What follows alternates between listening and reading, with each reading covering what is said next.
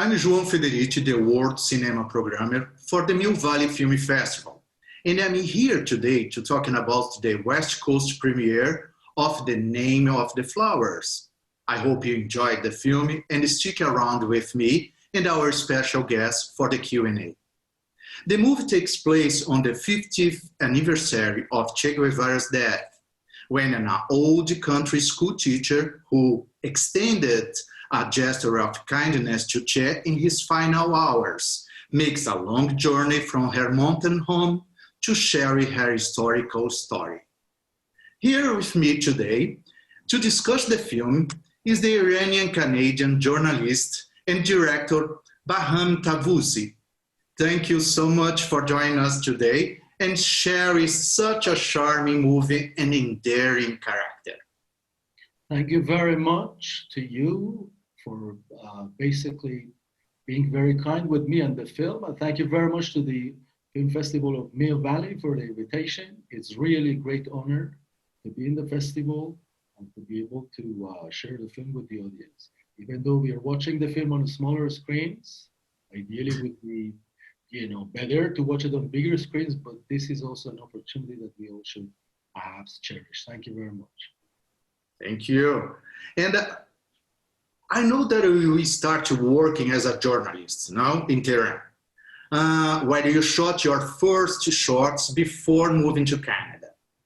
I'm curious that how was your career in journalism influenced your filmmaking, and how would you compare filmmaking in Iran with that in Canada, where you directed your first feature? You see, that's exactly the problem with me, because if you are, if you have a very defined position with your career, for instance, start everything already from the cinematic point. You know that you have to build a career from point A, then go to point B, and so on. That was never the case with me. I switched between so many different principles. Film theory and film critic is one, but then I was very passionate about sociology and anthropology and English literature and French literature and so on. So I started cinema in a very, very unconventional way, I have to say. Now, to give you a little straightforward biography, I started acting in TV, programs for children, and then as a child actor from a very young age. And I started making films also very, very early, 16. But then I switched to the other principles, such as journalism that you mentioned. And that journalism, by the way, wasn't very involved with cinema. It was mainly focused on literature. So by the time I started doing cinema, I just didn't know where to start from, because I had a background in everything and I had so many interests in many other principles. And I wanted to have a bit of each in my cinematic discourse, in my films and so on. Therefore, I guess at the end of the day, what happens is that these films, they have a bit of each of these principles, such as photography, journalism, sociology, whatever, in themselves. That's a little answer to that question. I'm not sure if it's enough though. Okay. Your first feature documentary that is incredible, Address Rehearsal for an Execution, is based on the 1979 Pulitzer Prize photography of the political prisoners now facing a firing squad and the early days of the country, Iran country revolution, and it had its world premiere at Hot Dogs in Toronto. Now, your first feature narrative is based in another real story. Mm-hmm. The teacher who claims she gave Che his last meal. How do you heard about this story, and how do you work with this kind of real stories? Sure. I will answer that for sure, but in order to avoid repetition, as I've answered that questions before, I'm going to introduce a new, basically response to that, which I hope you will find interesting. The real story, or the simple story, is that in 2014, I came across that photo of dead Che Guevara with open eyes, laid in the laundry room of that hospital in Valle Grande, and so on. And then that, provoked my curiosity. I wanted to do the research about death of the man. And I learned that surprisingly, while we know so much about his revolutionary life and battles and all that, there is just a little bit that we know about his death. Cubans, for instance, speaking in general, they had no idea about these photos of dead Che Guevara. They had never seen a dead version of Che Guevara in Cuba when I spoke with them, because it was banned by the government and so on. No? Anyways, so that started my curiosity with that whole narrative, but at the same time, I was not interested in telling another Che Guevara story, because there had been already many Che Guevara stories. Some of these films, we have to say, were great films by Steven Soderbergh, American Steven Soderbergh, who did these two, the two parts of Che. And then there is this Denmark or from Belgium, I'm not sure, documentary filmmaker who did a great documentary on the village where Che Guevara was died and so on. Therefore, from the beginning, I knew that I have to change, and I have to create a shift in my perspective, where to enter into that narrative. And that to me became really what interested me, that historical shift to apply to that narrative. Now, where does this come from? And that's the new type of context that I want to take you to.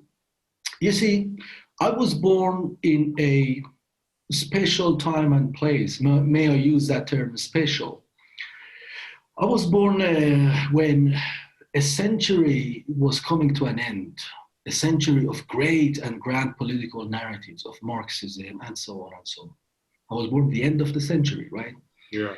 And the country I was born to was neighbor to Soviet regime, just a few years before the collapse of the Soviet regime. Again, one of the greatest political narratives of 20th century. I was born right in the middle of an 8 years war with Iraq. The doctor who was supposed to help my mother with the delivery of the kid literally asked her to give birth 2 weeks in advance, because he had to rush to go to the war front, so he didn't have time. I was born 2 weeks before the schedule because of the war, and so on. And then I grew up in a post-revolutionary Iran, a highly ideological state again. So what I'm trying to say is that you are in a way surrounded by these great political narratives, and simply as a individual, as a human being, you're trying to find an identity for yourself among all that mess that is going on around you. And so I started being involved with this question of identity, my so-called collective or political identity and all that. And then I didn't have that much chance to introduce these involvements, these engagements and questions in Iran in a work of art. It was only when I left Iran as a teenager that I started to continue my studies on that, on the question of ideology in general, and how the device of ideology functions. And that really doesn't have to do anything with Iran or Brazil or the States. Ideology at times has a very certain, specific type of device, right? And I started learning more and more and more on that. And finally, when I was in my house in Toronto, having a coffee back in 2009, I came across the photo of Che Guevara, and I realized Che Guevara is the man that I want to, get involved with, and that history of his death and so on and so on. So I projected an old complex, an old problematic of mine from the time of childhood onto Bolivia, onto a different political figure, and that's how the whole process took place. And I do use this word projection as a word in which there is a great amount of cinematic truth. I mean, the process of art creation is a process of projection. The difference is that sometimes the scale and the distance of the projection changes, but we all project through the creation of work of art. In my case, the projection was from such background in a Middle Eastern country onto, a platform or a stage in South America and Bolivia of Evo Morales, the leftist, ideological, Marxist Bolivia of Evo Morales that really reminded me of any other ideological states, you know, anything. That Bolivia doesn't exist anymore because he left. And by his departure, many things has changed in Bolivia. But the Bolivia that we got to know for those 10 years, 10, 12 years, was a highly ideological North Korean type of Bolivia in a sense. And we could open this up later on.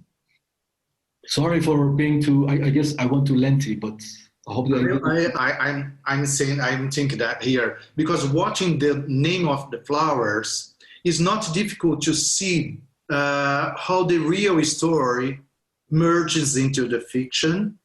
And I'm curious to know, what do you think about the duality of fiction and the documentary? I know that you, in first moment, you talked to have a doc about Che Guevara and become a fiction. Mm-hmm. Could you tell us? You see, I mean, it has been said many times, but I simply understand only one thing, that is cinema. And I say that quite honestly. I don't have such division of documentary and fiction, you know. Sometimes when you're talking to the industry and press and all that, obviously you have to say this is documentary, this is fiction, just to be fitting in the whole discourse, you know, of industry and media and all that. But in reality, I do not believe in such thing. If a documentary film is just as fiction as a fiction film. When you use mise-en-scène for anything, when you use découpage, when you use montage, when you use voiceover, when you use all the dramatic device that you have in your hand to develop a story or to portray a character, you are entering into the world of fiction. And this is the truth behind the documentary. However, through these decades, we have accepted documentary as you know, symbolically speaking, as over reality, the real part, and then there is another fiction that is fiction cinema. I'm using that term from the Jacques Lacan, the French psychoanalysis, symbolic real. No? Yeah. Documentary is in a way over symbolic real, whereas fiction is fiction. I have accepted that, it's fine. But when it comes to me as a filmmaker, I'm not going to play by that boundary. I use whatever I found useful from, you know, any of these mediums, and I make my films. So some of these might be, again, documentary elements, such as the non-actors, such as me refusing to work with professional actors and refusing to giving them a script and rehearsals and auditions and all that stuff. These are the techniques that I'm borrowing from the documentary world. And then I have my own fiction part as well, which is the, you know, making a mise-en-scène that I find nicely or interestingly and so on. I want to add one more explanation on that, which I mentioned before in a conversation with a friend of mine. I was also at that time, while the names of the flowers being developed, I was very interested in this whole concept of impressionism and post-impressionism in cinema and painting and all that. Yeah. And, you know, go ahead. I'm curious to hear your comment. Go ahead. No, I have the two questions based on your, I'm also, I know that in your documentary, you work with models or actors, let's say that, who had some connections with the issue. How did you cast your actors for the name of the flowers? Because they are, most of them are amateurs, no? Mm-hmm. And also you were talking about your, what inspired you in cinematography. That's Bolivia has the most beautiful landscape in South America. I can say that. And you and your director of photography took advantage of this. It's mesmerizing. I need to say that cinematography, it's minimalist and astonishing, you know. How was that? Two questions. How did you cast your actors there? And also, what inspired you in cinematography? Excellent. So I'm just going to finish there for the little statement that I had for the previous questions and get into these two new ones. Now, speaking of that impressionism, what I found interesting was to combine this natural with the unnatural, just the way that you find in Cézanne, and then later on in cinema in Bresson or Melville and so on.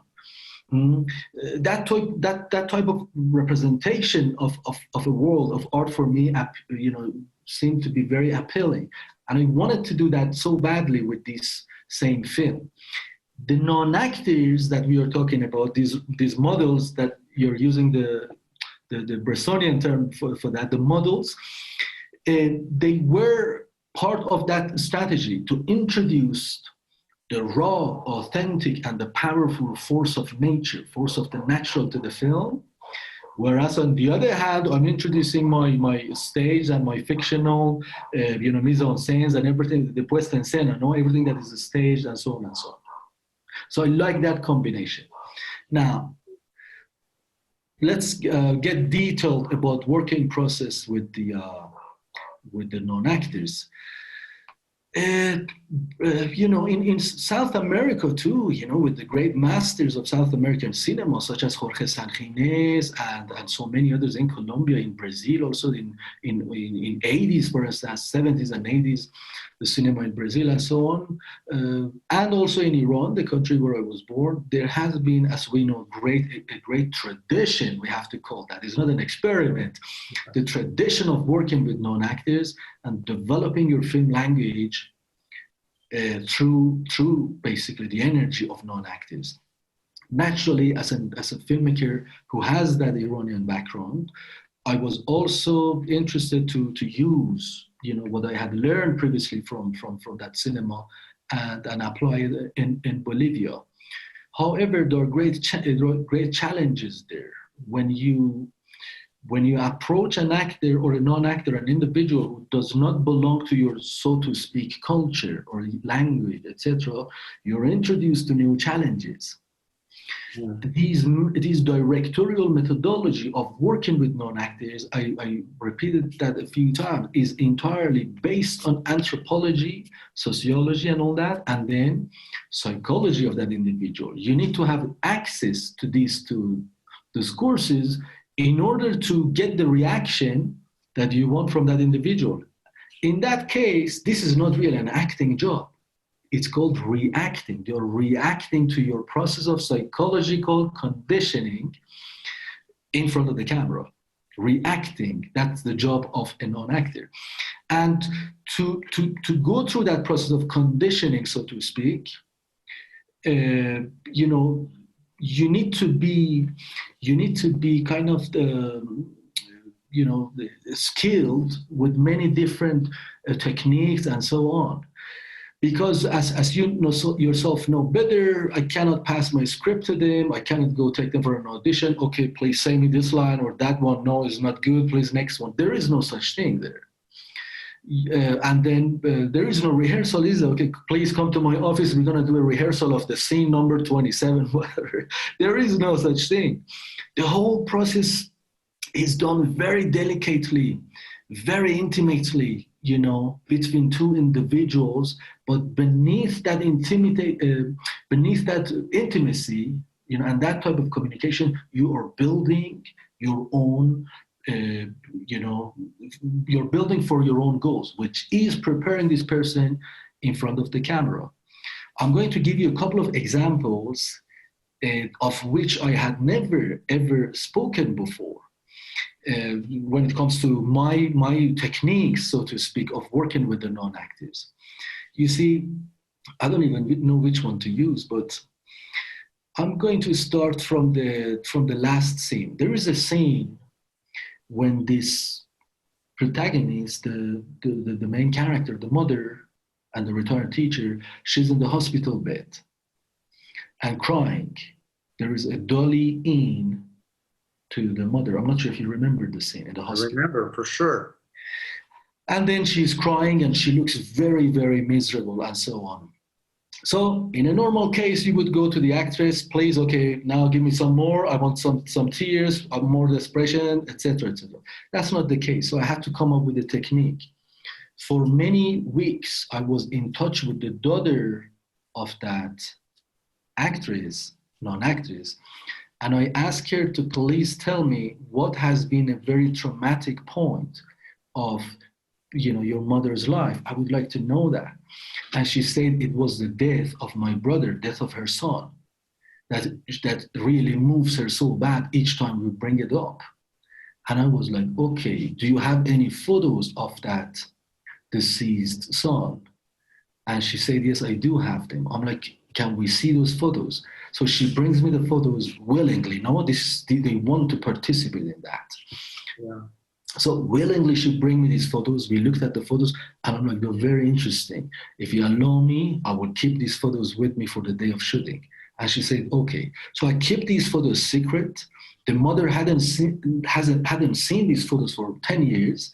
And then basically the setup is prepared in the hospital, the camera is ready, the light is ready, and the actress, she's also ready. She doesn't know anything about the photos. I'm just asking her, Doña Bárbara, si puedes por favor venir a la cama, which is like, could you please come and lie down on the bed?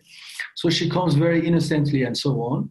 And by the time that she's on the bed, I go to a corner off camera and I take up the photos one by one and I show her the photos to get that emotional reaction from her. And guess what happens? She starts crying by seeing the photo, but she is not the only one that is crying. My director of photography behind the lens, he is shedding tears. And I, as someone who's holding the pictures, I am crying on the other hand. So the whole room was basically filled with crying individuals because we were emotionally very close, and that is the chemistry, that is the level of intimacy that you need to get that type of raw and authentic acting or reacting of these individuals. Yeah. Unfortunately, we have our time is almost done, and I have the last question for you. Okay. I thought we were going to cover more questions, but I talked too much. I have a lot of questions. I have a lot. I could stay here the whole day. All right. Talking with you because I love, how I love your work. Thank you. I've read as soon as you left Iran, you had a plan to work in an episodic story based on characters that would take place in Brazil, Russia, and Bolivia. Bolivia, you did it with my mastery. I need to say. Do you already have a Brazilian or Russian character whose story you'd like to tell? I do, for sure. I do have those stories in mind since a long time ago, since 2000, I guess like 12, 13 and all that. And, I'm still working through those projects, but with great amount of changes that have been applied to those projects. I mean, my understanding of those projects were something, let's say 10 years ago, and today is entirely a different thing. It might end up being a very different project, but with more or less the same essence. And that essence, by the way, is my obsession with 20th century. Okay. I hope to hear soon about your projects. Thank you. Thank you again so much for chatting with us today. And it was a big pleasure. My pleasure. Thank you very much. And I hope the audience enjoyed the film. Thanks to Mill Valley Film Festival again for providing us with the opportunity to watch the film on smaller screens this year. Thank you. Thank you.